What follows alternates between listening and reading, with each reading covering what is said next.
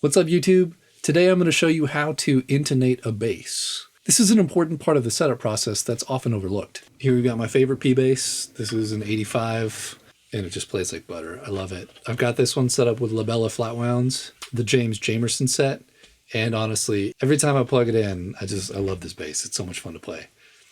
But I've noticed the other day the intonation was a little bit off. And so what that means is even if your strings are in tune, because the length of the string is slightly off from where it should be calibrated, that means that as you fret the bass, it will be more and more out of tune up the neck. The 12th fret of a bass guitar is set to be exactly half the length of the string. And if the string is essentially a little too long or too short, that means that it'll be a little bit off-center, and that'll therefore push all the tuning off on those frets. So how do we change this, you ask? It's by changing the saddles. So you'll notice on every bridge, there are 4 usually Phillips head screws. Changing these actually moves the saddles back and forth. What you want to do ideally is have the harmonic that occurs at the 12th fret to be exactly the same pitch as the fretted 12th fret. So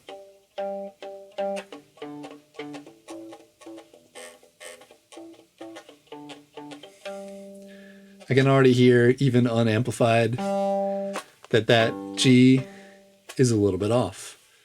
And that was driving me crazy the other day.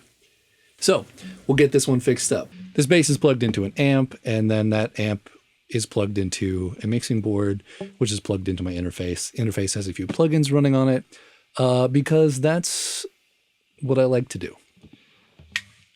So what we're gonna watch, first we'll just get a general intonation on that. So it's a little sharp.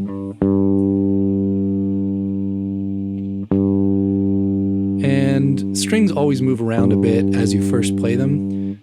So what you really want is for it to settle into that center point. But you probably already know that, because that's just tuning. All right, so we got them tuned up. So what I'm going to do is alternate between the harmonic and the fretted note.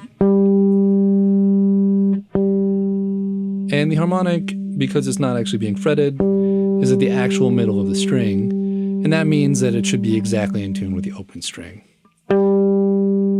And like I could hear before, you can see that my fretted, the 12th fret is a little bit sharp. And so what that means is the string is too short, because essentially the 12th fret is now no longer at the midpoint, but actually a little past it, because that string is not long enough. So we'll take our handy screwdriver and lengthen the string and it's generally good practice, to loosen this first, and then we'll just go ahead and tighten this set screw. So as you can see, it's moving down. Hey, cool. That's really cool. It's a very simple mechanism. Tune it up to a G. Now you don't have to get it necessarily exactly on the line. I'm going to do my best here. What you're looking for is if the tune, the note that it lands on is different, whether it's fretted or open.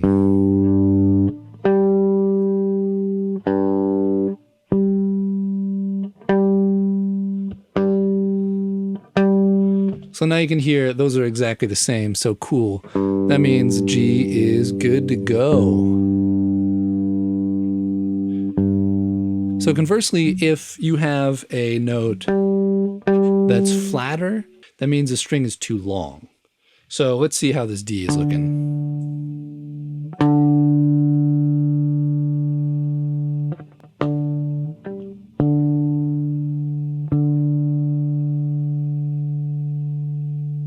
It actually is just a hair flat. So I'm actually going to shorten that string just a touch by loosening the set screw.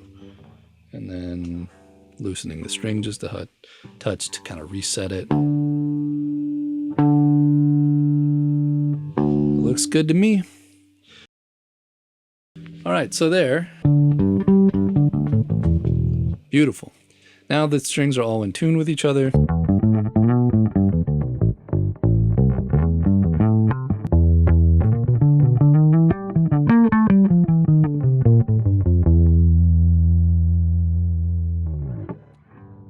Well, there you go. So that's it. Again, to review, what you want to do is make sure that the harmonic on the 12th fret is the same as the fretted note. If they are off from each other, that means the string is either too long or too short. And the way you change the string length is with the set screws on the bridge saddles. As always, if you did find it useful, please do like and subscribe. And until then, I don't know, keep rocking or something. All right, see you later.